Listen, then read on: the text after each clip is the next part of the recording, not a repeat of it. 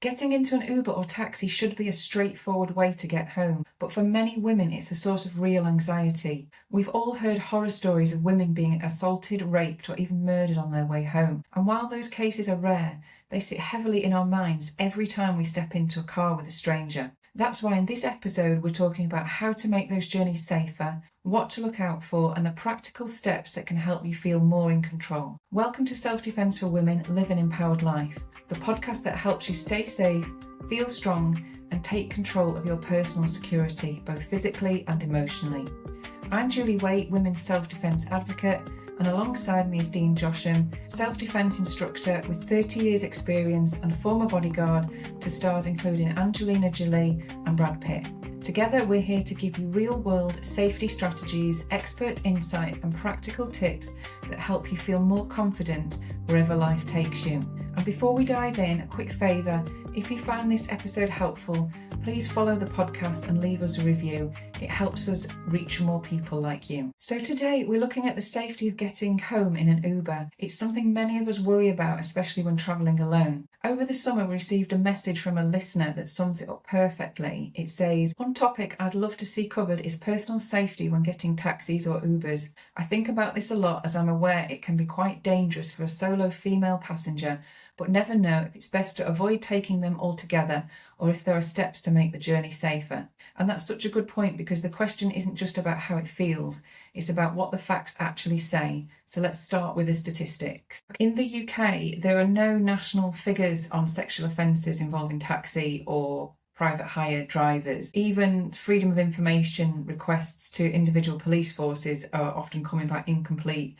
inconsistent or not available. So it's hard to get statistics for the UK. In the US, a New York Times investigation this year discovered court filings showing Uber received over 400,000 reports of sexual assault or sexual misconduct in the US between 2017 and 2022, and they worked out that averaged a report every 8 minutes. And we are right to feel concerned because even if the official statistics are patchy, these are real concerns, and when you are having to get into a car with a stranger, you are taking a risk every time you do that. Dene, when you hear statistics like the one in the US and you see news headlines, what's your thoughts on this and what's the balance between being vigilant and being fearful? Yeah, it's shocking, isn't it, when you look at the statistics, and it's just one of those parts of life that we've got to be more aware of. Like I always say, you've got to analyse, look at your life and what you do and where potential dangers are. And public transport is. You know, it's in the news all the time, things are happening, so it's to be more aware, going, okay, I'm going to use public transport, I'm going to use a taxi. I need to pay more attention to that. I need to understand what the dangers are, what's going on, and what I can do to stay safer and obviously limit my exposure to that. Yeah, it is. It's, you know, we get asked what's the safest way to get home, what's the safest way to travel. The reality is there is no safest way. Even if you're driving yourself home in the car, there's still a risk. So it's about weighing up, like I said, weighing up those risks and just trying to make it as safe as it can be. So what we thought we'd do today is go through a number of key areas that you can look at when you are using an Uber. And the first one is before you actually get in the car. So the preparation and looking at all the safety features. So Dene, what are your thoughts on what people can do before their journey? Yeah, I think you've got to look at when you're going to need that, what you're doing, what time you're going to need it. Are you going to pre-book it, get it all arranged before? Are you going to leave it for 10 minutes before? Understand how that's going to work for you, and using the right platforms, official platforms, and then digging into that driver, as in read up on them, check out if they've got any reviews, if there's anything in there that when you read it, you know, gives you that sort of gut feeling that cause for concern. And if you have got a concern, then cancel it, book another one. Just doing that little bit of homework just to kind of give you an idea of who's coming, and then obviously when that person comes, verify everything. I think if you can book in advance, that gives you more time to be able to do those safety checks, rather than if it's kind of 10 minutes before you go out or you're out somewhere and you're trying to book it to come back. if you give yourself more time, then that allows you to read through all the comments, see if there's a bit of a sense of something that's not quite right, and just look at all the different drivers that are available.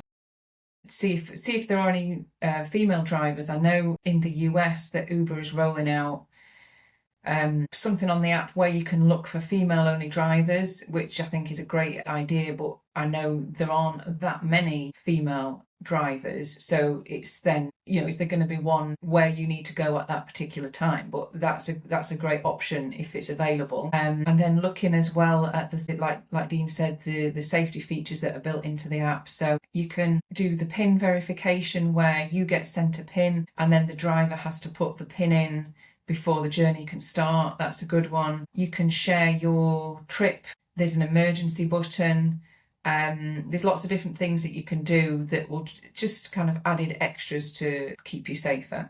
I think as well, pre-booking is smarter in the sense that I've seen it when I was younger. You go out and then if you're going out to clubs or pubs or whatever, and then everybody piles out and it's like everybody wants a taxi. Everybody's queuing up. I've been places where you've got, queues of people waiting for the taxi.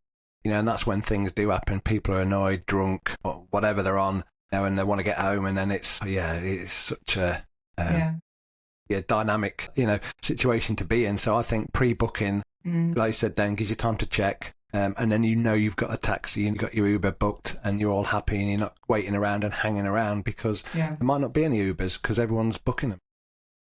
And then you end up doing something you probably wouldn't do because you just need to get home. And I know I've done that when I was younger. And you've had some drinks and your inhibitions are down and you're not quite thinking straight and you do something risky. You either decide to walk home drunk or you get in a cab that's maybe unlicensed or someone's saying they're an Uber but you've not checked it out. And unfortunately that is where things can go badly wrong. Anything you can do in advance is great. The other thing that you can do is tell a friend, like if there's a few of you going out and you're having to go home separate ways, then you can ask them to follow. You can kind of like follow or check in with each other's journey, or you've got a flatmate at home or a partner at home so that someone knows I'm getting in the Uber at this time and they can just be keeping an eye on you. I mean, obviously there's not a lot they can do in the moment if something happens, but it just means there's someone else is keeping an eye on your journey and knows where you're going on that route.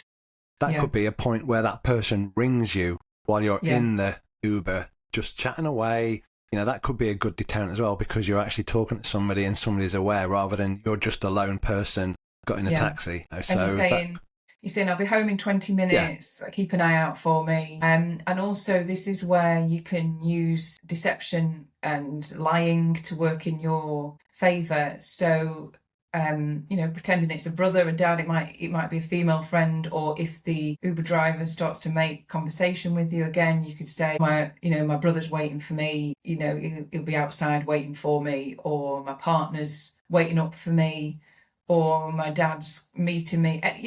Anything that you can come up with so that they know there's someone who is there waiting for you to get home at that time. And also, I think it's one of the things, like I always say, the what if game, running through that, how would that be? What things could you do while you're in the Uber? So you've given it a little bit of thought. You're not panicking. You're not stressing. You're not being paranoid. You go, well, if I'm travelling alone, what could I do? Okay, I could make a phone call to somebody. I could do this. I could do that. So you've got an idea when you get in there. So you've got some kind of game plan where you're going to sit, what you're going to do. Even if you're not making an actual call, pretend you're making a call. Just like, pick up the phone, do something with it, and then say, hi, Dad, I'll be home in about 25 minutes. See you soon. Thanks for waiting up for me. Bye. That kind of thing. Something like that. So getting into the car safely, we say do a triple check before you get into the car. So to check the Uber number plate, the car make and model, and the driver's photo before you go to the car door, and then before you get in, to ask the driver, who are you here for? And those things should help ensure that you're getting in the right car. And of course, if you're using the PIN verification as well, then they have to put the PIN in before the journey can start. But I think there's also an element of using your instincts. So even if you do all those things and they match up, you might get that gut feeling that this guy's really creepy, or you just don't like something about it. Also asking what their name is. Yeah. You want to make sure they've got your name, Yeah. who you're picking up without giving that Yeah. to them, and also saying, what's your name? Yeah. That's a general, natural conversation, but also, it's reaffirming they are who they are, or hoping they are who they are. And I think that's just a habit to get into. I know sometimes, particularly in the UK, we're all too polite and we don't want anyone to think that we think badly of them. But if you can get into the habit of doing all those checks before you even get into the vehicle, then it gets you into a safe way of using the Uber, and you know that is the person. Because a lot of these situations that have happened with women being assaulted, some of them are actual Uber drivers, but there's a good amount of them of people that are posing as Uber. So you do need to be able to do those checks before you get in. And also, if it's a good Uber driver, I don't think they're going to be upset by anything, because we're pretty sure they're aware that, people are posing as Uber drivers, and there are bad Uber drivers, like in everything, good and bad. Yeah. So they're more, they're going to be aware of that. So, it's okay. Okay to do checks, okay to be thorough. And Dean, one of the most common questions that we're asked is, where's the best place to sit in the car? Yeah. And there's been quite a lot of debate about this online, people putting videos on TikTok and things saying, don't sit in the back because of the child locks. So what's your views on where's the safest place to sit in the car? Yeah, I just want to say as well, I know there's a lot of incidents against women, but also, it does affect men and different genders as well. So, it is applicable to potentially other people as well. If you've got everyone. Yeah, if you've got a young son, or, so just make sure the people are aware as well. Mm.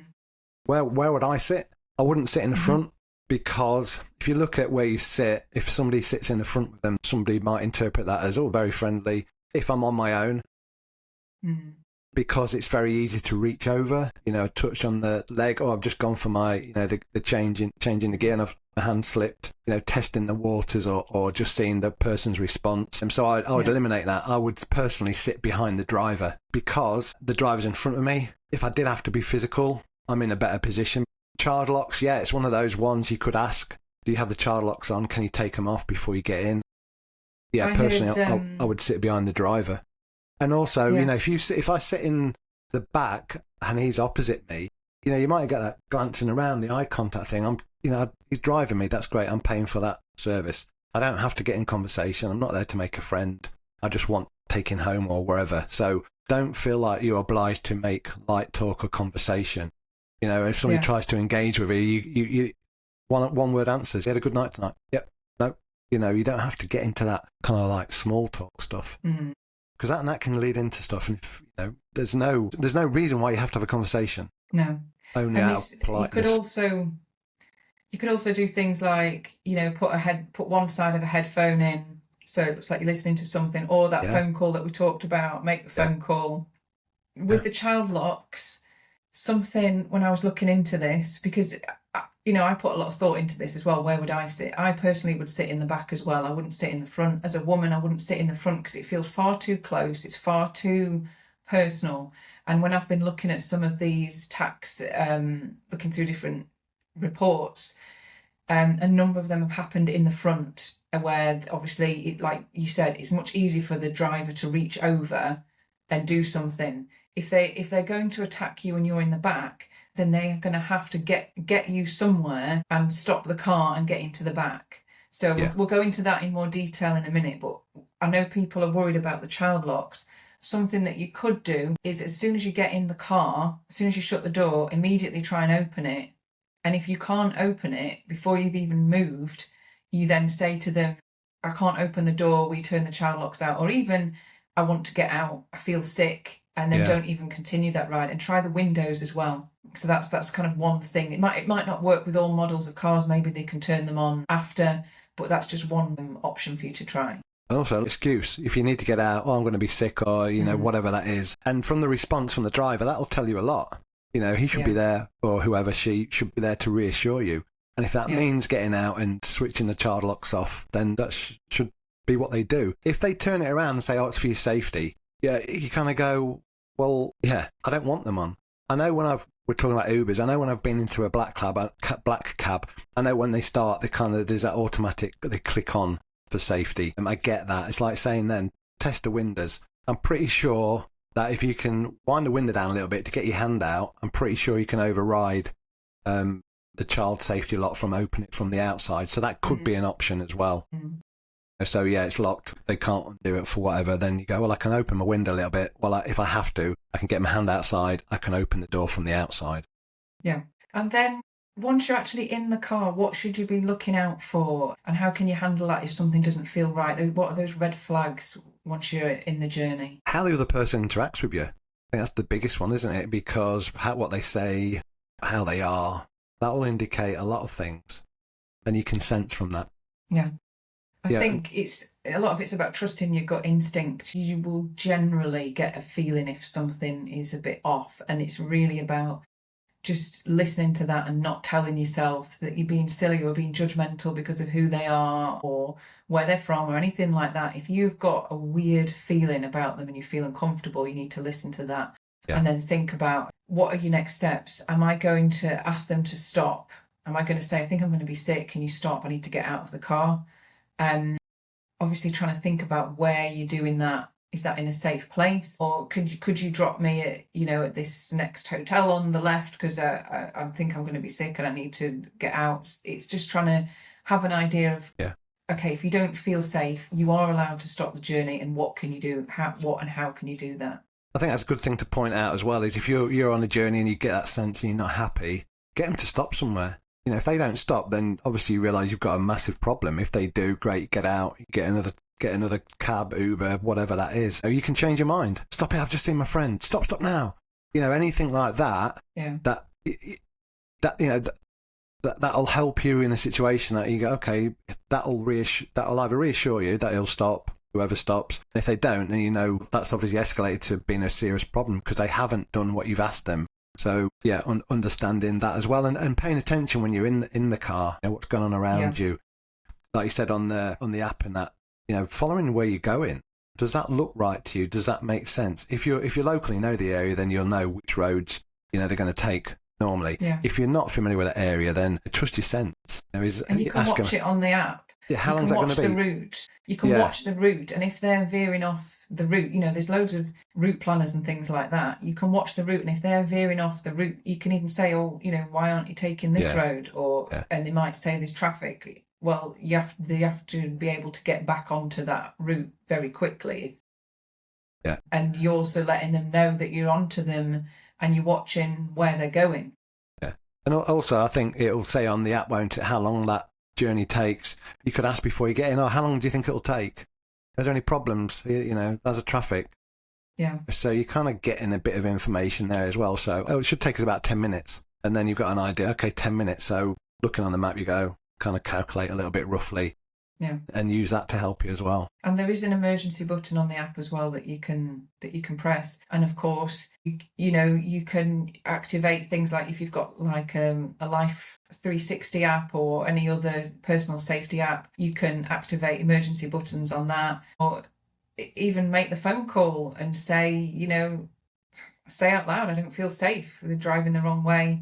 Will you track me and come get me? If they're not. If they're not listening to you and not taking on board what you're saying. A few other things is about the conversation and keeping the boundaries. Like Dean said before, you don't need to talk to them. You don't need to be nice. Obviously, you don't want to be rude. But if they start asking you personal questions, you can shut that down quite quickly. And just about never sharing any personal information, and then thinking about, do you need to lie about where you're going, who you're meeting, who's going to be there for you? Are you married? Have you got a partner? That kind of thing. So it's just about knowing that you don't need to be nice and you can lie in those situations. Can I sum it up? That's nobody's business. That's no one's business. Do you know what I mean? And all them questions, all that, anything about you is nobody's business, only yours. Now, if you want to divulge that, then that's to you. But if somebody asks you a question, you don't have to answer it. There's no obligation, there's no law says you have to answer a question just because somebody says, you had a night, are you meeting your partner? And you can say, sorry, I'm not in the mood for talking. Yeah, sorry, I've got a bit of a headache, I don't want to have a chat. Yeah. And just be confident and be firm. I think that's the other thing. Confidence really deters attackers. They've done loads of studies with criminals and about who they'd choose and the victims that they've chosen, and they're looking for an easy target. They're not looking for someone that is strong, confident, that's going to fight back, that's going to stand up for themselves. So if you get in there and you're really confident and strong and firm, it's sending the signals out that no, you're not gonna pick me. I'm not gonna be the one that you choose, because it's gonna be very, very difficult for you. Yeah, and it could be part of how predators profile you. It's that conversation to get a sense of if you're meek and mild, if you're susceptible to being asked questions and giving answers and things like that. So it could be them being genuinely nice and just a nice person, or it could be that deception they use to get an idea of who you are, what you're about, your persona, your reactions to something. If I say this, what's her reaction? What's his reaction? What their reaction is? Oh, okay. It's like breaking down the barriers, if you like. Then going from that verbal to, especially the tap on the shoulder, seeing your response, seeing a car, you do that maybe. I hope you get my sense of how people can sort of break down them barriers, kind of do that bit of digging, a bit of fishing, and it gives them more of an idea of, okay, this person's a strong person. She, whoever, right, okay. One last tip on this part of it is never to accept any food or drink from them, even if it looks like it's brand new and hasn't been opened. Never accept any food or drink, because you just don't know how that's been tampered with. So if things were to go wrong, so for example, they won't let you out and they start driving off, or they stop the car, try and get in the back, what should you do in those situations? What should you do if they've started driving off, you've pointed it out, you've asked them to stop, they won't stop? You're obviously in quite a very serious situation at that point, because you've made it you make it very clear to them, stop the car, let me out, you're going the wrong way, I'm not safe, I want you to stop, and they're just not doing any of that. You're in a serious situation at that point. Yeah, I think it's quite obvious if you've asked all these things to stop, to get out, like you've just mentioned, and they ignore that. For me, I'd have to take that as I've got a serious threat here, because that person isn't doing what I asked them, and I'm the customer. So yeah, it's a real tricky one, isn't it? We talked about the child locks and things like that. I get that, I understand that, but the reality is, would you get out of the car if it's still doing 30 miles an hour? Might do. And that's a person. Some people would, some people wouldn't. But if you did, chances are you're going to get some serious injuries. So it's, when do I decide that I need to be physical? Because they won't stop, they won't do what I'm telling them. So that, to me, be an indicator that I'm in serious harm's way, and it could be only a matter of time before I'm taken somewhere remote. Something potentially very bad's going to happen to me. So depending where you are, like I've said before, if somebody was trying to abduct you in a car, the longer it goes, worse it is. Statistics show that the longer it goes on, the worse it is. So can you crash the car? Can you do something to make sure you're still in an area where people can come and help and assist you? Because if a car crashes, normally people come over once it's crashed and it's stopped to help and assist the people in it. So for me, I would be seriously considering about physical response, because all that indicators before says I'm in a big problem. Yeah. For me, I would probably act before. If I'm sat behind them, obviously I can access them, can't I? So that puts me potentially in a better situation to be physical, because I have the chair between me, I'm facing forward, they're facing back. If they're going to have to come through the back, they're going to have to go through the chairs, which presents an opportunity for me. Or if they have to stop and get out the car to get in the back, then obviously when that car stops, I'm going to, or potentially just before it stops, I'm going to be physical, because I have to be physical first. I'm not going to wait for them to get out the car and try and get in the back seat. Yeah. Because I've lost that opportunity where they're right in front of me. They're very accessible with my hands coming forward. I could do a lot of damage there, still soft tissue stuff, and create damage, and then work out how I'm going to get out of the car. And that could be a little bit of pre-thinking as well. I know you can get like these safety punches that you can break windows with. We used to have them when I was in the fire brigade. You just punch them on a window and it shatters a window. We've got one actually. We've got right. I'll link the blog below, but we've got a blog with loads of different safety and self-defense tools, gadgets, alarms, all that kind of stuff, we have got on there a seatbelt cutter and window breaker tool in one, and it is only a small tool. And I think if you were doing a lot of these journeys, like if you had to travel home from work a lot, that is well worth having in your handbag, because you know you could easily break that window. Yeah, So, and they cost like £10, something like that. So I'll link that below. It depends how extreme you want to go. You know, is that being extreme parent? No, I think it's probably being a little bit smart. Hopefully you'll never need it. If you do, you've got it. You know, if you're in an Uber and it's driving and it won't stop and you can't open your window and you punch and shatter the windows, you're screaming and shouting outside the windows. Two things: you've shattered the windows. You can draw attention to yourself because you're screaming and shouting. You've punched out all the windows in the back windows, side windows. You've got options to get out as well. At that point, there's gonna be a lot of attention. It's not like they think they can do whatever they want to do and leave you and be off. That vehicle that they're in will be identifiable very easily. I think it's hard because you start thinking through these things and then you think, am I like, you know, over exaggerating and thinking I'm in a movie or something? However, if they are driving you off and you have like shouted at them and asked them to stop, and these things have happened, unfortunately. Yes, they are rare, but you know, you just have to look it up online, and there are cases where women have been driven off somewhere and raped and murdered. There has to come a line where you can, as a reasonable person, you know, the law says it needs to be reasonable, proportionate and necessary. So you have shouted at them, you have said, stop the car, I want to get out. You know, you've said, I'm activating the alarm, I'm calling the police. You may be doing all these things, and if they're still going, then you have to take you have to think about taking serious action. And I would be doing that. And if I haven't got the window cutter thing, like you said, and I was sitting behind them, I'd be thinking about using those physical elements of self-defense that we teach, where we'd be, you know, their head is in front of you. So their eyes, their throat, yes, that means they may potentially crash the car. You'd have to make sure you've got your seatbelt on. You may get some injuries from that. But to me, that's better than then finding myself somewhere deserted, me against them. You know, as well, things like, I saw something online where the person took out the headrest. You can press in at the sides of the headrest, took out the headrest, and it's got two then big metal spikes, and punctured the window with that. I saw a video of that. Whether that would work on all cars, I don't know. But again, it's giving yourself, you've got then a weapon that you've managed to get, and it's giving yourself an opportunity. They may just think, oh my God, this mad woman in the back of my car, and she's got hold of the headrest. She's trying to smash the window with it. She's screaming. She's like, I don't want to deal with this. This isn't going to be the easy attack that I was hoping for. So you've got to just do what it takes to get yourself home safely. I think it's horrible you have to speak like that, but that is the reality. You can't lie to people. It's happening.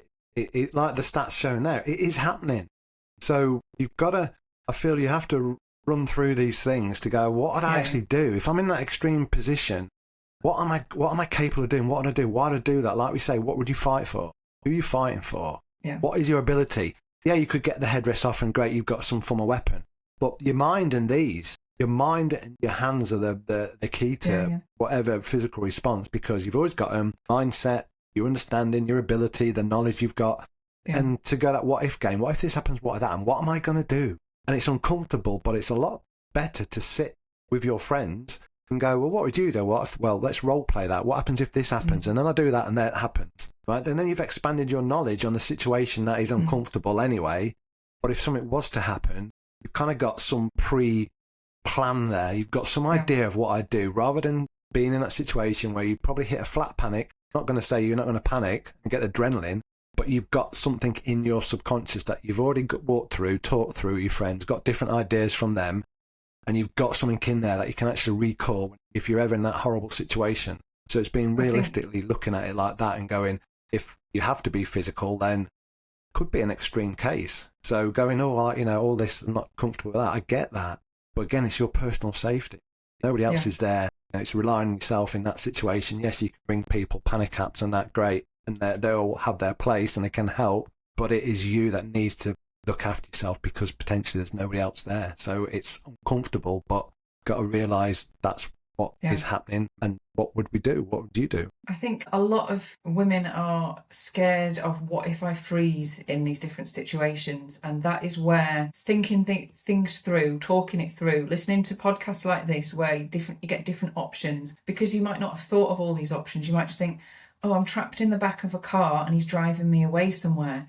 When you think about it like that, that could feel very scary. But then when you start going, okay, I'm trapped in the back of a car, but I know that I could grab his eyes, I could grab his throat, I could try and smash the window with this, I could set the alarm off, I could call the police, I could shout, I could scream, I could once you know you've got all these different things that you could do, it's not like your brain is then rushing in that moment of adrenaline, rushing to come up with a solution because you've already got the solutions there in your mind. Something that just occurred to me then that I'd never thought about before. If you had a personal alarm, which is something, I have, my daughters have, I recommend everyone gets them. Not that they can fight back for you, but they can be part of your self-defense. Activate the alarm and put it on his ear. I mean, those alarms are seriously loud. Get the alarm, put it on his ear. He's not going to be able to drive with that. It's going to be very distracting. The ones that we recommend, again, that blog that I link, we've got one that we recommend, has a strobing bright light and it is blinding. So it's just something like that. If you feel like, oh my God, I don't know if I could grab someone's eyes or throat, if you don't feel like you could physically do that, okay, get that. Put it in his ear, put it in his eyes. That is going to have a distracting effect on him. I think on the physical side, as I've seen when we train people and share the knowledge, what are you fighting for? So I've met some super nice people, and you ask them a question and you see a change in them. Mums. I always say mum lionesses. I've met some really nice people and you suddenly say, what would you do for your children? Wow. You see the change in them. They suddenly go from this lovely, nice person to, a warrior. You're like, whoa, that's the point, that's the trigger, that's the switch they have. It's like, what would you be fighting for? Like I say, who needs you? Who have you got to see? Who depends on you? Who do you depend on? Kids, family, my dog, my cat, whatever that is. And that's a massive focus for doing things that potentially you do normally because you're a good person. But in an extreme situation, understanding what you're fighting for can be massively powerful because that can make you do extraordinary things, but also push you on when in a normal state you might not do so. So I think it's important to look at that as well, because that can be the bit where that helps you go from an uncomfortable state to realizing I might have to be physical and your capabilities and why I'm doing this. I don't want to do it, but if that's a difference between getting home to feed my dog, my cat, see my kids, then I think that's an important one to look at and address and understand. So before we go on to the next point, just on the self-defense, the physical and the mindset and all of that, if you do want to learn self-defense, we have got online courses and they start from as little as £24 for a 1-hour course where you can watch all the demonstrations of the physical. You can learn about the mindset, the preparation, the avoidance, the gut instinct. There is loads of value in there. And if you don't know how you would defend yourself physically, then, if you can't answer that question, what would I do if someone grabbed me? What would I do if I had to fight someone off? Then it's well worth having a look at those over on the website, streetwisedefence.com. So just coming to the end, if someone doesn't have their own car, what do you think is the safest way of getting home at night? Good question. Looking at your options, where you are, what you're doing, as always, what's available to you. Is it somebody who's a designated driver, trust, that is responsible for taking everybody home? Is there any buses, trains, anybody, family member, boyfriend, girlfriend, partner, pick you up?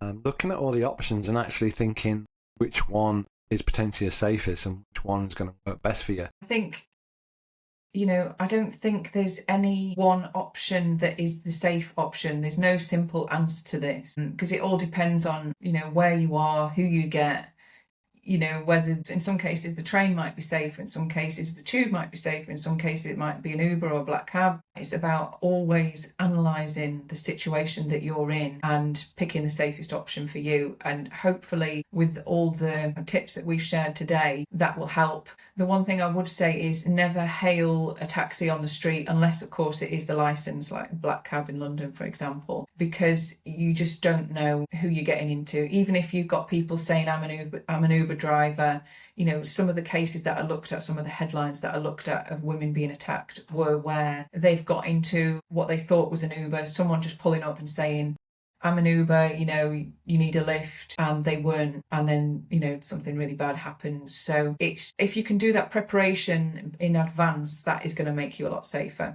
Yeah, definitely. I think looking at what you think is the safest option that's available, great. If it isn't, what are your other options? And also having a bit of a backup plan. If something happens and suddenly you can't get a lift, then what I do, just as a backup to go, if I'm ever in that situation and the train is broken down, doesn't arrive or whatever, or the bus is late or broken down, Uber driver doesn't turn up, what is my alternative in case that ever happens? So then at least you've got something in your subconscious that you've got there. Okay, well, I do have another option. I've given it some thought.